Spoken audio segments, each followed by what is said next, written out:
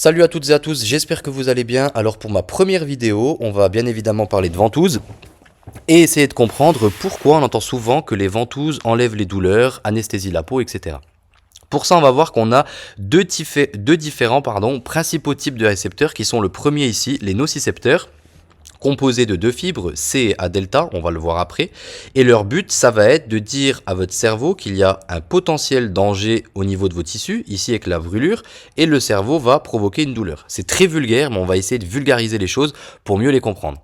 Le deuxième type de récepteurs, qui sont les mécanorécepteurs, eux vont être sensibles à la déformation de vos tissus et sont composés de deux autres fibres, les fibres A-alpha et les fibres A-bêta.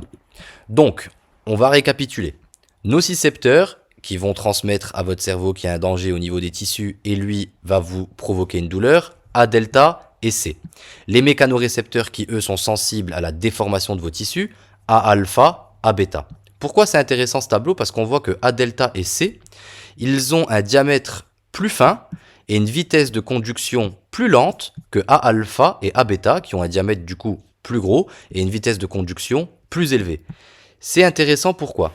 Parce que quand on pose des ventouses, on sait qu'on déforme les tissus. Vous voyez, quand on pose la ventouse, ici il y a une dépression, on va avoir une déformation du tissu, et en ayant une déformation du tissu, on va donc stimuler les mécanorécepteurs, qui sont plus rapides que les nocicepteurs. Et on en vient à la théorie du portillon, donc je ne vais pas le dire en anglais parce que mon accent est catastrophique, avec la modulation segmentaire de la douleur par Melzack et Wall en 1965.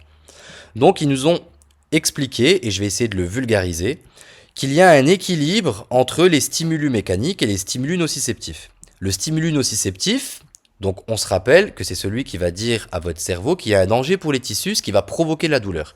Et le stimulus mécanique, on se rappelle que c'est la déformation de vos tissus.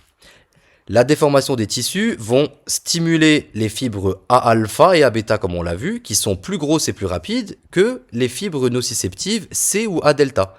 C et A-delta, pardon.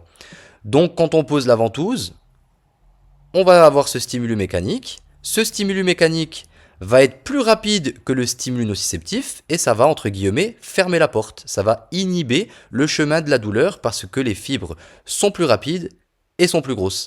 J'espère que ça vous a plu et on se retrouve bientôt pour une autre vidéo.